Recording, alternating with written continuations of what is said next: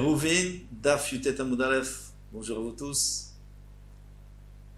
On va reprendre un tout petit peu les 3 lignes avant la fin, parce que on n'avait pas tellement expliqué la dernière fois. Ve'amar Avirmia ben Elazar, Nitkale la Bavel. Bavel a été maudit. Nitkale Ushknea, leurs voisins ont été maudits avec. Nitkale la Shomron, Shomron. Pardon, c'est une partie d'Eretz Israël a été maudite. Au contraire, les voisins ont profité.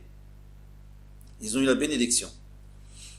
Alors on va expliquer après. Nitkale la Bavel, Nitkale Ushknea, d'où on sait dirtiv, parce qu'il est écrit, Vesamtia les Moresh Kipoud.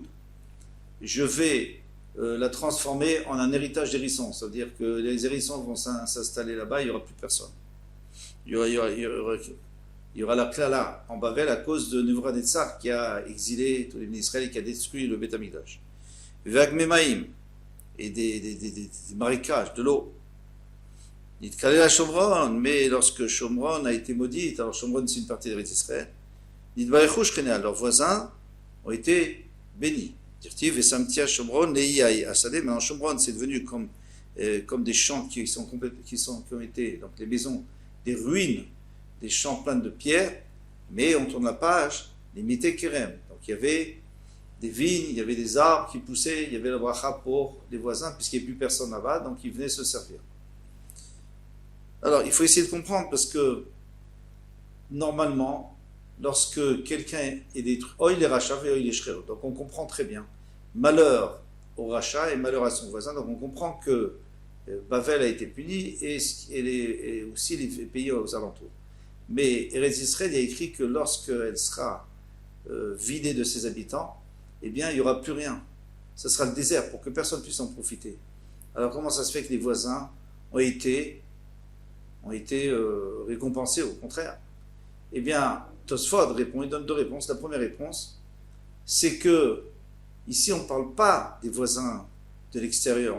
Il y avait 2 parties en Israël. La partie de Israël, donc sous le roi d'Israël, et une partie de Yehuda, sous le roi des enfants de David, donc des descendants de David Améler.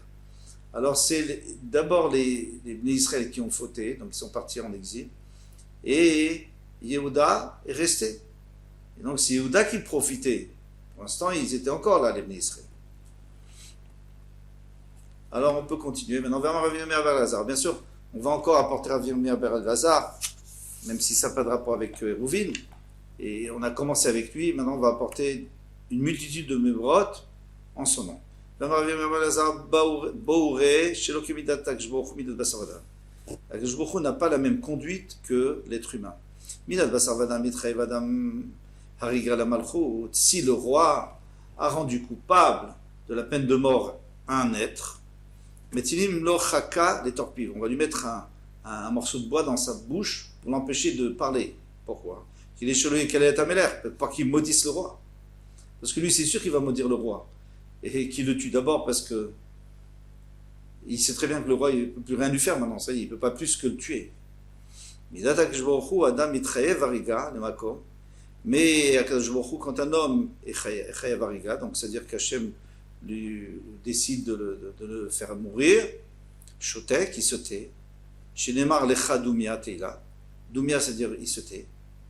Pourquoi il se tait? Parce qu'il sait très bien que c'est pas comme le roi Goy. Le roi, même juif, le roi, il a peut-être un parti pris. C'est pas 100%, c'est pas sûr qu'il a raison à 100%. Tandis qu'Hachem, bien sûr qu'il a raison. Donc on se tait. Après, il continue, Veload elaché domelo qui, pardon, Veload elaché meshabeach, parce que chez Neymar Teila, il y a écrit Doumia Teila. Teila, c'est-à-dire il fait des louanges à Hachem quand il voit la justice d'Hachem.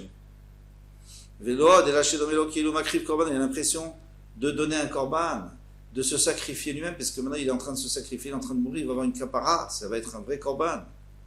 Chez Neymar, comme il dit, Olecha yeshulam neder. Et avec ça, on va payer ce qu'on te doit. Alors ça ressemble à ce qu'a dit Rabbi Shovel Levi. Que veut dire Ovrei Bemek Abacha? Alors on va expliquer tout ça. Ma'ayan yeshitu gam brachot yate more. Maintenant on prend on décompose la phrase. Ovrei, qu'est-ce que c'est Ovrei? Le premier mot de la phrase. Et l'ou bnei adam shovrim al retzono shel HaKadosh Baruch Hu. C'est les gens qui ont transgressé la volonté d'Hachem. Emek, alors au vrai, Behemek. Emek, c'est-à-dire la vallée, chez Ma'amikim laim Geinam. Et alors on a approfondi le Geinam pour eux, parce que bien sûr en haut du Geinam, c'est moins chaud. Et plus on descend, plus c'est chaud. Pourquoi c'est moins chaud en haut? Parce qu'il y a la porte. Et aussi parce qu'il y a des tzadikim qui passent. Et alors on ne veut pas qu'il y ait de la chaleur. Donc Hachem fait rentrer un peu de fraîcheur en haut du Geinam. Chez Makim laim Geinam, Abacha. Alors maintenant le mot Bacha, chez Bochim ou Moridim Maot, il pleure. Après il écrit Ma'ayan, qui est Ma'ayan shel Shitin, comme le Ma'ayan Yeshitu, comme le Ma'ayan, comme une source, tellement qu'il pleure dans le Geinam. Yeshitu ou qui est Ma'ayan shel Shitin. Shitin, c'est l'endroit où il y a tout le vin qu'on verse sur le Misbéach et l'eau, eh bien il tombe, il coule dans un réservoir, il y a un trou. Il tombe dans un réservoir qui est en dessous, et c'est plein d'eau et c'est plein de vin. Alors pourquoi on parle de ce Shitin? C'est pour nous dire que les pleurs sont en eux-mêmes, c'est de la kapara, ils se font pardonner grâce à leurs pleurs. Gam brachot yaate more, alors la fin, c'est-à-dire quoi? Shematzdikim alem et adin. Il faut même des brachot à Hachem. Vomrim, Maurice, c'est celui qui les a dirigés, celui qui les a redressés. Chez Matsikim al-Etadin,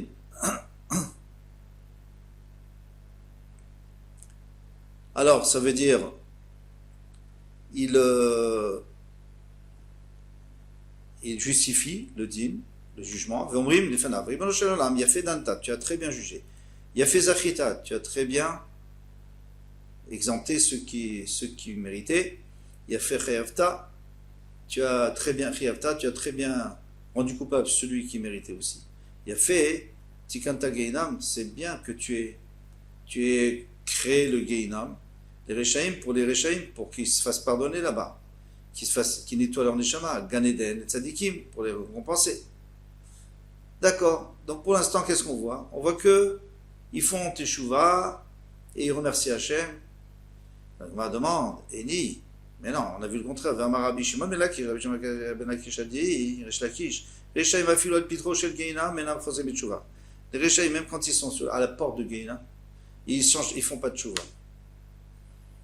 Ils font pas de tchouva. Pourtant, ils voient, on vient de dire qu'ils voient, ils reconnaissent, ils remercient. Chez Neymar, Vayetsu, on y a écrit Vayetsu, et ils sont sortis Veraou. Vayatsu, Veraou, ils ont vu, Bepigre Anashim Aposhimbi, pardon, les cadavres des hommes qui ont Aposhim bi, au présent, qui fautent envers moi. Mais chez Pashul Onemar, il n'y a pas écrit qu'ils ont fauté, ils sont déjà morts depuis longtemps. Alors ils ont fauté, maintenant ils ne fautent plus. Et là, Poshim, chez Poshim, Veolchim, Leolam, ils continuent à fauter, même dans le Geinam, et ils sont toujours pas, ils ne reconnaissent pas qu'ils ont eu tort. Et que Hachem a raison. Alors c'est contradictoire, on vient de dire qu'ils reconnaissent. Lokashia, ce n'est pas une question. Rabbe Poshi Israël. Ça, c'est les fauteurs Israël. Parce qu'ils ont une neshama, et dès qu'ils voient le Geinam tout de suite, ils ont compris. Et mais ça c'est les poshim, de Oved Koravim, c'est ceux, et des fauteurs goy. Alors malheureusement, ils risquent de ne pas reconnaître. Achinami mistavra, et c'est logique ce que tu me réponds là. Pourquoi Dimken Kacha de Rish Lakish? Parce que sinon, il y aurait une question, il y a une contradiction dans les portes de Rish Lakish. Pourquoi Damar Rish Lakish, Poché Israël? Alors, au début, on nous dit que Rish Lakish nous dit que les Rechaim, même au Geinam, ils n'ont pas encore, même à la porte de Geinam, ils ne font pas de tchouva. Et maintenant, il nous dit non. Poché Israël, en ur Geinam sholetel bahem. Le feu du Geinam n'a pas d'emprise sur eux. Kalvachomer n'a pas d'emprise sur eux. C'est-à-dire qu'ils ont fait tchouva, non? Sinon, ça ne va pas. Donc, on est obligé de dire que c'était les Poshim des Goïm. Alors maintenant, d'où on sait qu'il n'y a pas d'emprise sur eux? Kalvachomer, le Misbeach Hazav. Le misbeach en or. Alors vous savez que le misbeach en or c'était du bois qui était couvert d'or. Ma misbeach hazav shena lavela kovi dinar zahav. Il n'y a qu'une petite épaisseur d'un dinar de zahav, d'une pièce d'or. Amad kamashanim velo shalta ba'or. Et le feu n'a pas eu d'emprise sur lui. Il n'était jamais brûlé. Poché Israël shemli mitzvot karimon. Les fauteurs d'Israël qui sont pleins de mitzvot comme une grenade. Chez Neymar, comme il est dit, qui est Pelach Harimon Rakater. C'est quoi Pelach? Pelach, c'est une tranche avec plein de grains dedans. Alors Rakater, le Maresh Lakish, Altikri Rakater, il ne faut pas dire Rakater, c'est la Rikater. Rikater, c'est ceux qui sont vides.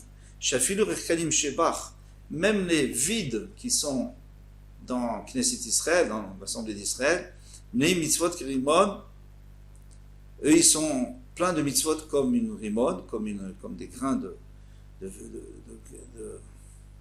rimon. On a alachat kama vekama, plus forte raison, qu'ils ne brûleront pas, qu'il n'y aura pas d'emprise sur eux. Ça c'est difficile de dire ça.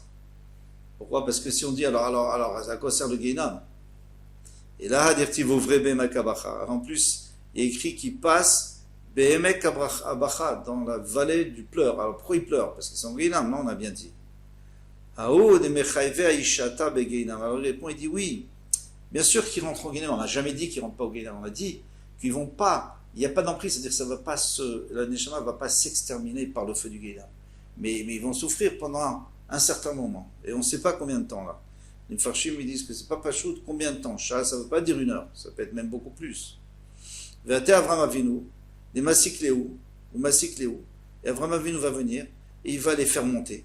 Au Mekabéléou, il va les recevoir. Bar Me Israël, Sheba, Albat Kohanim, Alovet Kochavim. Albat Ovet Kochavim, pardon. Sauf un Israël qui était avec une Goya. Des Mashcha Orlato, Velo Mevashker, les. Parce que sa orla, elle se tire comme si on n'avait pas fait de bride. Et dans lui, quand Abraham voit ça, il ne le reconnaît pas, donc il ne peut pas le sortir. Alors il faut comprendre 2 choses. D'abord, comment est-ce qu'il a une orla? Mais il n'a pas d'orla, on lui a enlevé quand il était petit. Il a fait Brit Mila. Et deuxièmement, pourquoi juste quelqu'un qui va avec une ovée de Kochavim? Mais il y a d'autres avérotes aussi. Alors, celui qui va avec une femme, au Vedet Kochavim, il y a plusieurs pshatim.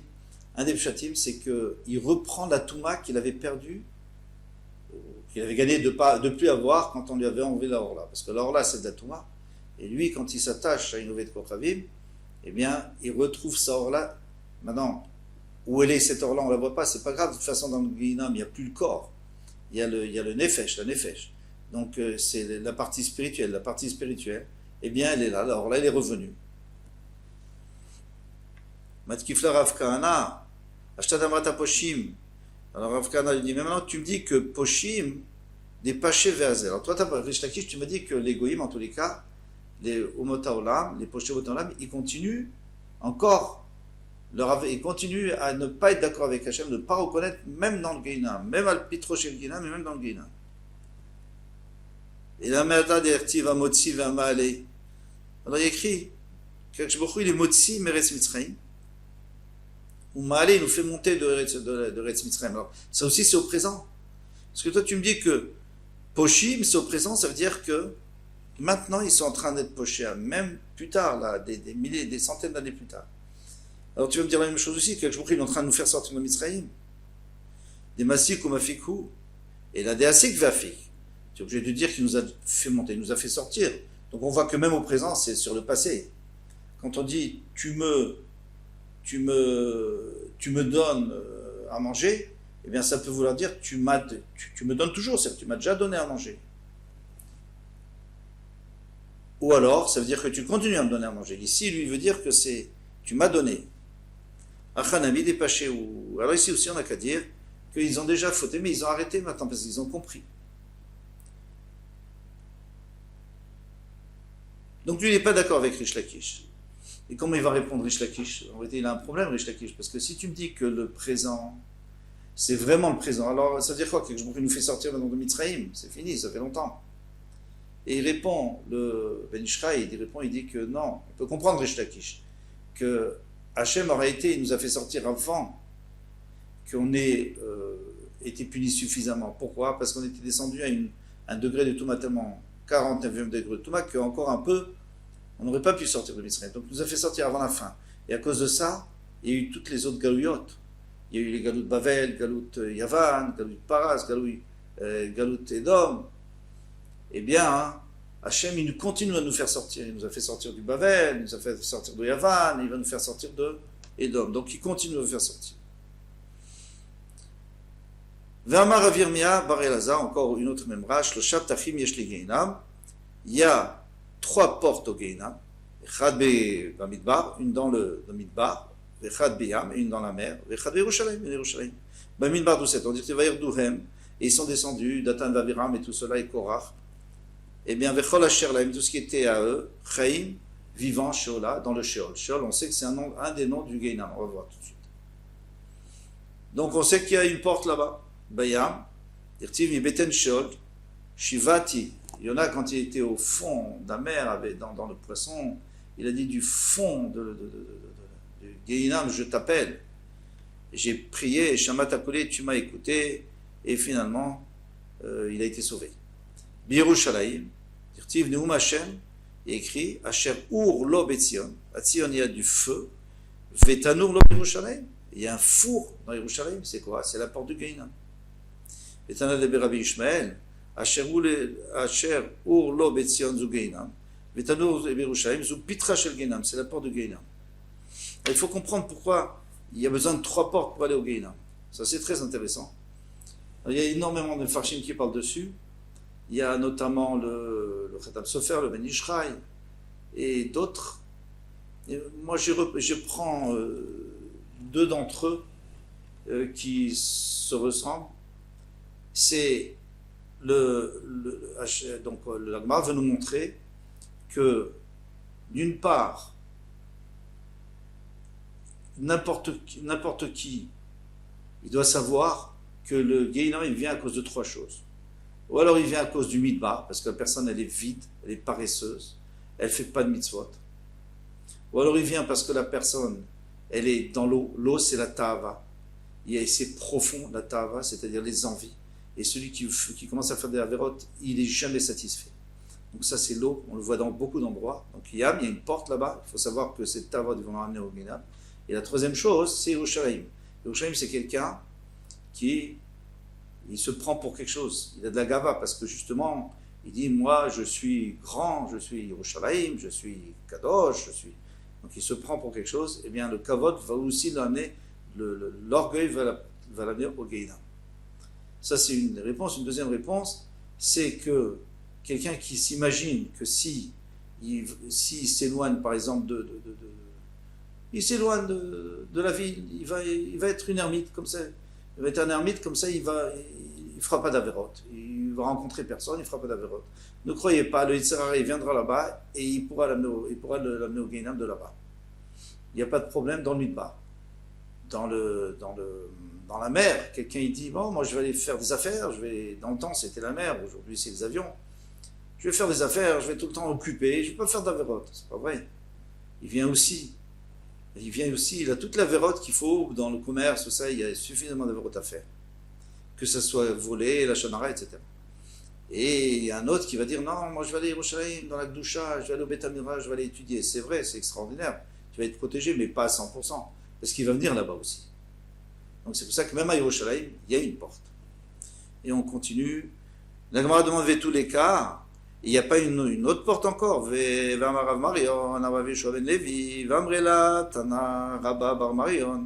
y en a qui disent que c'est Rabba Bar Marion, BDB, Rav Yochanan Zakkai, qui était au Beth Midrash de Rabbi Yochanan Zakkai. Shtet marot yesh begei ben Hinnom. Il y a deux palmiers dattiers, begei, dans la vallée Ben Hinnom. De Ben Hinnom, ça s'appelle comme ça, la vallée. Veolé Hacham Libenem, et il y a la fumée qui sort des deux, entre les deux, Vezoui Shanunu Tsinar Barzel Kshirot. Et c'est ce qu'on a enseigné, que Tsinar Barzel, c'est les Loulavim, dans ce cas, qui viennent de cet endroit-là, ils ont des feuilles très courtes. Alors si la feuille d'en bas touche la racine de la feuille de la prochaine feuille, ils sont Kshirot. Vezoui Pitra Shel Geinam, mais ça c'est l'ouverture, c'est la porte du Geinam. Alors Gamar répond, alors quoi, il y a une 4e, Dilma, Aïnou d'Yerushalayim, c'est peut-être celle-là d'Yerushalayim. Pourquoi? Parce que c'est très proche d'Yerushalayim. Rabbi Shua ben Levi. Rabbi Shua ben Levi a dit, Zayin Shemot, Yesh le Geinam, il y a 7 noms au Geinam. Velouen, Sheol, Avadon, Be'er Shachat, on va tout expliquer après. Bor Shaon, Tit Ayaven, Tsalmavet, Veretz Atartit. Alors, on va dire les psukim et on va aussi expliquer en même temps quel intérêt d'avoir tellement de noms, parce qu'en vérité, chaque nom, il va démontrer une des capacités du Gehinam, comme toujours le nom de quelqu'un, ça montre ses capacités. Sheol, dirtiv, mi beten Sheol, Shivati, Shamata Koli. Donc on a déjà vu ça, c'est Yona qui dit du fond du Gehinam, le Sheol. Alors le Sheol ici, ça veut dire la profondeur. Avadon, donc Avadon ça veut dire la perte. Dirtiv, Ayesupar bekever chasdecha, et mutra Avadon. Est-ce qu'on pourra raconter tes chassadim, tes bienfaits dans la tombe, et munatecha, la confiance dans Avadon? Pourquoi? C'est un endroit où la nefesh, elle est perdue. Ça c'est encore Be'er Shachat, le puits de la destruction. Dirtiv, kilot azov nafshi lishol. Tu n'abandonneras pas mon âme dans le Sheol. Lotitel chasdecha lirot shachat. Tu ne permettrais pas à tes chassidim de voir le shachat, la destruction, le puits de la destruction. Donc ça on comprend aussi. Bor Shaon, Vetit Ayaven. Bor Shaon, ça veut dire un puits très profond. Tit Ayaven, ça veut dire la boue, comme les sables mouvants, où la neshama se perd et elle s'étouffe. Dirtiv, comme il est écrit, Vayeleu Meshor Shaon, il m'a fait monter Mibor Shaon, pardon, du puits profond, Mitit Ayaven, de cette boue. Et Tsalmavet, c'est-à-dire l'ombre de la mort, Dirtiv, Yoshve, Chosher et Tsalmavet, qui sont assis dans l'obscurité, et Tsalmavet, à l'ombre de la mort. Alors ils sont déjà morts, mais c'est une mort spirituelle. Hashem Yirafem. Veres Tatartit, et la terre en dessous. Gmaraou, ça c'est une mara, c'est-à-dire c'est la terre en dessous. Il y a la terre souterraine et la terre ici. La terre souterraine, c'est-à-dire c'est le Gehinam où les gens sont perdus. Ça c'est une mara, ça c'est un ancien. Mais tous les cas, il n'y a pas encore un autre, Vaïka Gehinam, il y a le nom Gehinam que tout le monde utilise. Geishamuka be Gehinam. Shekol Yoredla Leskechinam. Alors là-bas c'est Geishamuka be Gehinam. C'est donc le Gehinam, c'est comme une vallée très profonde. Alors la Gemara nous dit oui, mais là-bas c'est pas vraiment le nom du Gehinam. C'est un attribut. Shekol Yored la Leskechinam. Hinam, Chinam. Il y en a qui disent Chinam. C'est-à-dire que les gens descendent là-bas parce qu'ils ont fait une avéra avec des harayot, avec des femmes interdites, parce que c'est Chinam, c'est gratuit, c'est facile de faire d'avéra avec une femme interdite. Ce qui est difficile, c'est de trouver une femme bien, et de se marier, et de l'entretenir, etc., etc. C'est trop facile de faire. Eh bien, Veika, Tafté, pourtant il y a écrit Tafté, Dirtiv, Karoch Metmol, Tafté. Tu as déjà préparé Tafté pour Sancheriv, pour le punir, là-bas, c'est le Gehinam. Haou, là-bas aussi, il y a une raison. Chez Kolevit Patebe Yitzro, Yipolcham, tout celui qui se laisse séduire par son Yitzhara, il tombera là-bas. Gan Eden, Amar Bishlakish, il y en a un seul. Il y a une seule entrée. Imba Retz Israël, on ne sait pas trop où elle est. Si c'est en Retz Israël ou Betchan, Pitro, c'est certainement Betchan, parce que là-bas, les fruits sont très doux, ils sont excellents. Donc c'est sûr que c'est une influence du Gan Eden, puisque dans le Gan Eden, il y avait des fruits extraordinaires. Imba Raviasi, c'est en Arabie, Bet, Gerem, Pitro. Alors ça s'appelle Gerem là-bas, aussi il y a des fruits extraordinaires. Imbenan Arot, ici c'est entre les fleuves, on ne sait pas trop où c'est. Où Doumaskin Pitro. À ce moment-là, c'est Doumaskinin Pitro. La porte, c'est Doumaskinin, c'est un endroit aussi où il y avait des très bons fruits. Bavel, si c'est en Bavel, Abaye, Mishtabach, Beperi, de Meavar, Yemina. Lui disait que les fruits qui sortaient du côté droit du Nar Perat, eh bien, ils étaient excellents. Donc, c'est certainement là-bas. Rava, Mishtabar, Beperi, de Harpania. Harpania, c'est un autre endroit. Donc c'était peut-être là-bas. On va s'arrêter là et puis on reprendra demain, Bezrat Hashem, le passage entre les passim. Au revoir, Koltou, à bientôt.